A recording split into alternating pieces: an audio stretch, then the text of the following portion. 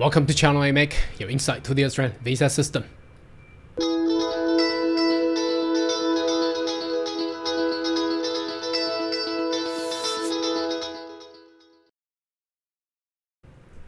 Good day everyone, my name is Carl Yang, your online YouTube visa consultant.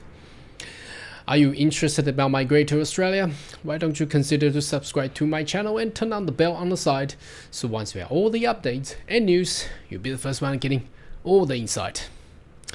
Alright, today's video we would like to discuss a report coming from Gratton Institute, our beloved Gratton Institute, which the authority has, which the institute, not authority, has provided recommendation for numbers of our skill migration. Now today they talked about how they recommend the new point test system is. Now bear in mind, it's not the actual point test system yet because it's not announced by the government of Australia, but something recommended by Gratton Institute has almost like 70% been taken as the proposed plan and policy for the past years, so it's actually very important.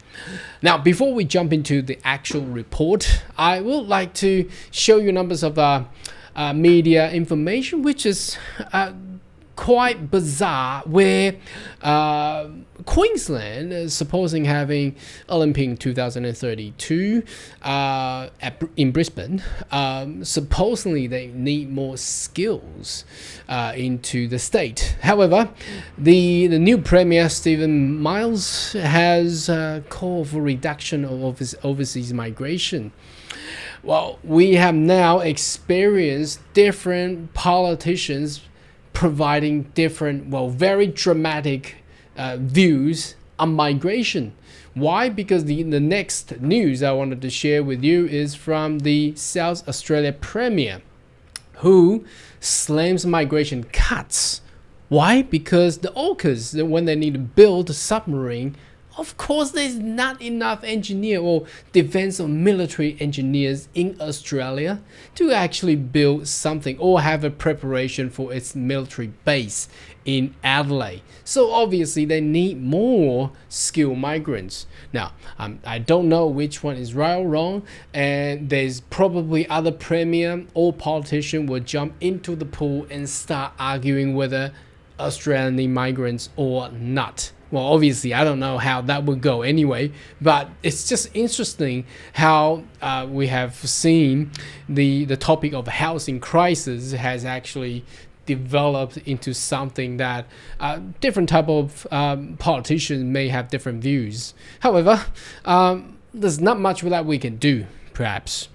But anyhow, let's jump into the actual nitty-gritty, where we wanted to obviously know about what Gratton Institute actually provides this time. So the recommendation has been issued, and it's very new because as you can see, it's a little bit. It's June 2024, and today is only the 3rd of June, the first week of June.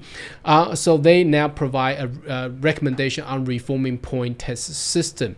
So let's have a look at what the recommendation is, and I'll also take you to the page where the recommended points from the Gratton Institute. I think this will be very interesting, so pay attention in this video. Now obviously there is 85 pages and of course in this video I would like to shrink it as short as I can. I'm not going to go through the full document of 85 pages. If you're interested about it, have a Google, find it and read it if you cannot sleep at night time, so you can have a read and hopefully you get into sleep mode easily. Okay, the recommendation is the reform of point test, a change of point test based on applicants' age. Now we have talked about this, so obviously they have more marks on different ages rather than jumping from with a 5 years of age of period and jumping to another one. That's the current system, which is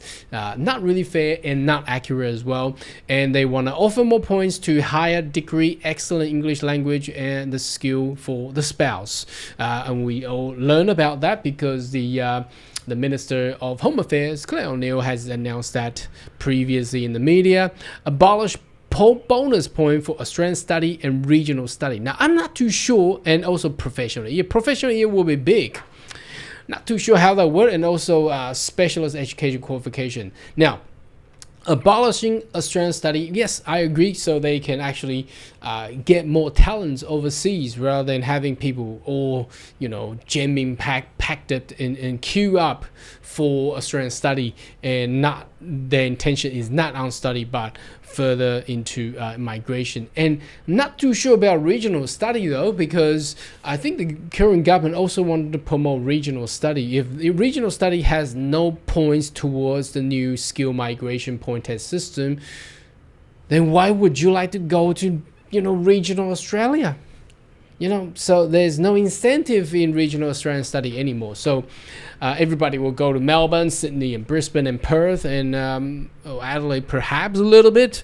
So Adelaide, no, not Perth, because Perth and Adelaide will be heavily disappointed by this kind of system. Anyhow, offer points to any higher employment experience. I think that will be very good. The current system doesn't have any points towards higher skill employment at all. Everybody working, if you work as a, we will see the point test system later. I don't want to point out certain occupation just to not to be discriminative. Make point tests valuable to applicants, satisfy skill assessment, skill level 1, 2, 3. Now that's currently the system. You need to get skill assessment within skill level 1, 2, 3. 1 is the managerial level, 2 is the professional, and 3 is the tradesman. So the current system is already that way. I don't know why they will put that there. Set the minimum point to be 300 points. Now, don't know how we can hit 300 points.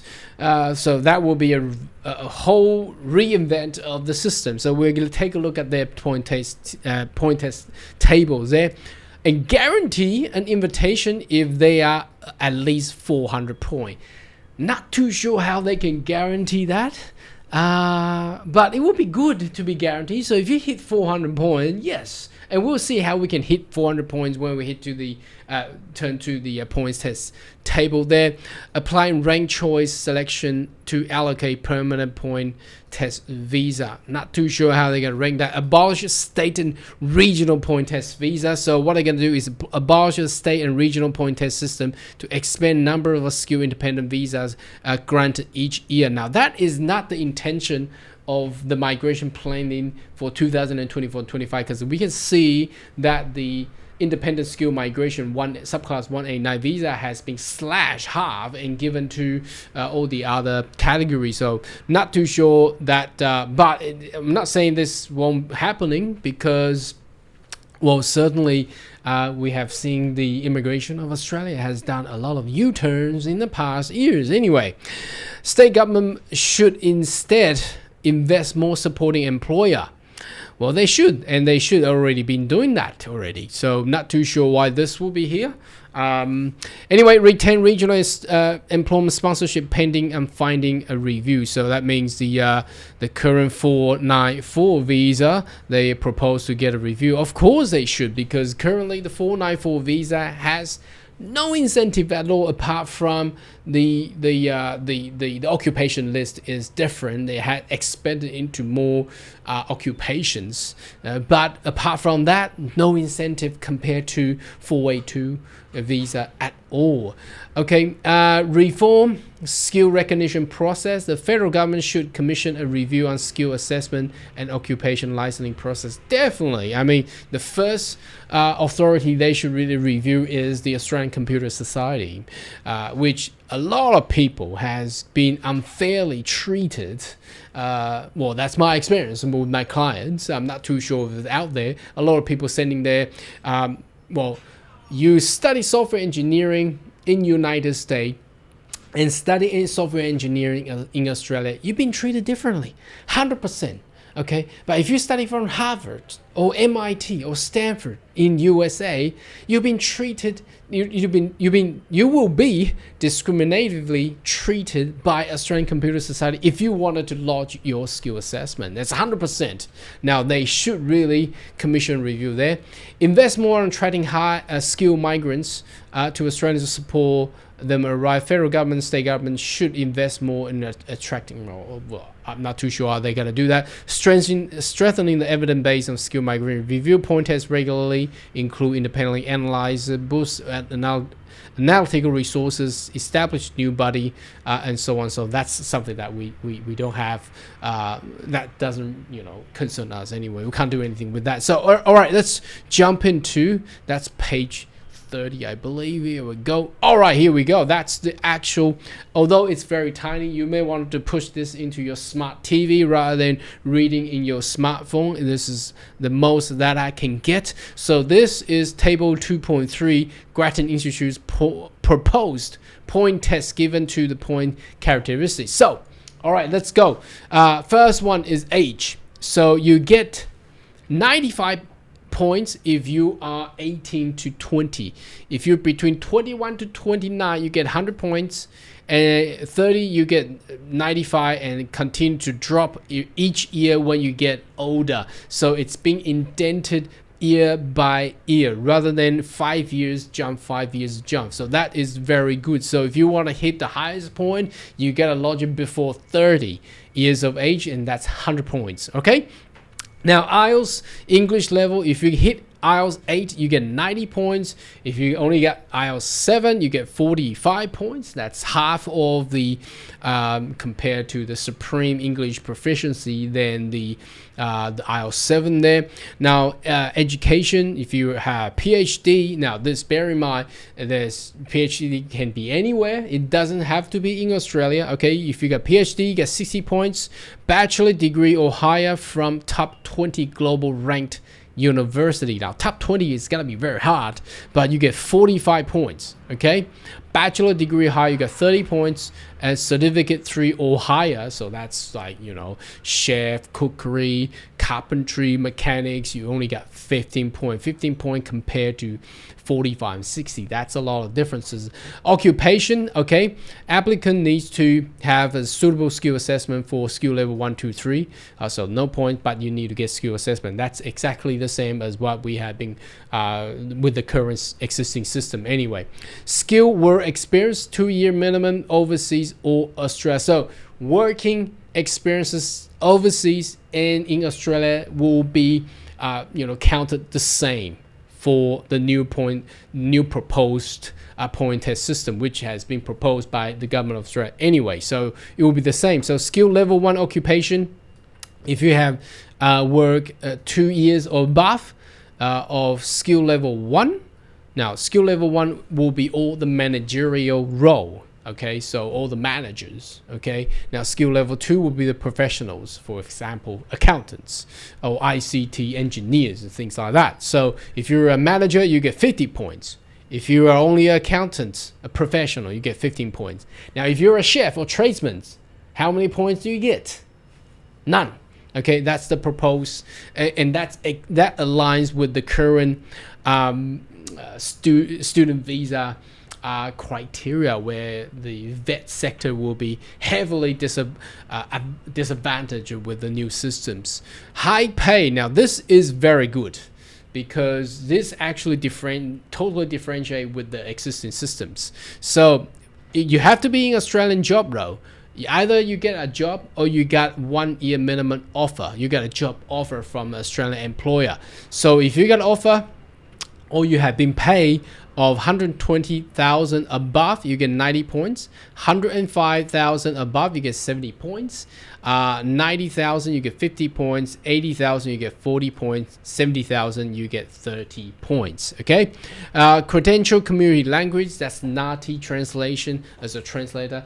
I thought this will be a lot of people are talking about get rid of this, but it looks like they're gonna keep it from the view of Gratton Institute. However, professional year will no longer be there anymore. And so you get 20 points if you can be a translator. And partners, if you have a partner, no longer a single person earns the most points anymore. So partner with the excellent in IELTS 8, you get 60 points. IELTS 7, you get 40 points. Education, if they got the bachelor or above, they get 30 points. Certificate, they get 15 points. And single, you still get 90 points with single. Not too sure how that will actually align with partner who has IELTS 8 and bachelor or above. So being a single proposed by Gratton Institute, you will still get a lot of points. So again, now if we go back to the slides, they're talking about they should guarantee permanent residency if you are 400 points or above. So let's jump back there. How do you get 400 points? If you're aged between 21 to 29, you get 100 points, right? If you get, normally you get IELTS 7, so 45, that's 145. And if you get, let's just say average people, you get bachelor or higher, 30 points, so 175 now. Occupation, obviously you need to get the skill assessed. So whether or not there's still occupation lists anymore, it looks like no, but I don't know how that would go. Now, if you have worked 2 years and in the skill work experience, you get 50 points. That will equivalent to what? 175 plus 50, that's 225, 225 points. And if you're averaging being paid by about 90,000, okay, so that's another 50 points. That's another 50. You get 275 points now. Credential language, another 20 points. So we got 20 points there. And if you got a partner who has IELTS 7, just say that, and with a bachelor, so another 70 points. So that will total to be 365 points. So where would be the key differences here? The key differences here should really on either the big jump is IELTS 8 or IELTS 7. Okay, so 7 is, well, the minimum requirement, because that's another 45 points. Because if we got 45 points compared to the 90 point compared to 45 points, that means we get extra 45 points, then it will hit 410. So that will be the major changes. And I don't believe any international student graduate could actually hit this kind of range. But with the earning, unless they are somewhat in their mid 30s, well, 35 years of age with 70 points, and they got high pay, 90 points, that you already got 160 points, and plus IELTS 7, you got already 200 points, plus another 30 points, 230 points, and the work experience of 50 points. So that will be something that will really benefit someone there. So I would say the actual hit, the big hit, is the IELTS 8 and also the earnings that will make the real differences with the Gratton Institute's proposed point test system. Interesting, isn't it? I don't know how you feel about this. Should you have more question, query, more than welcome to leave comment right down below. And I'll see you next video. Goodbye.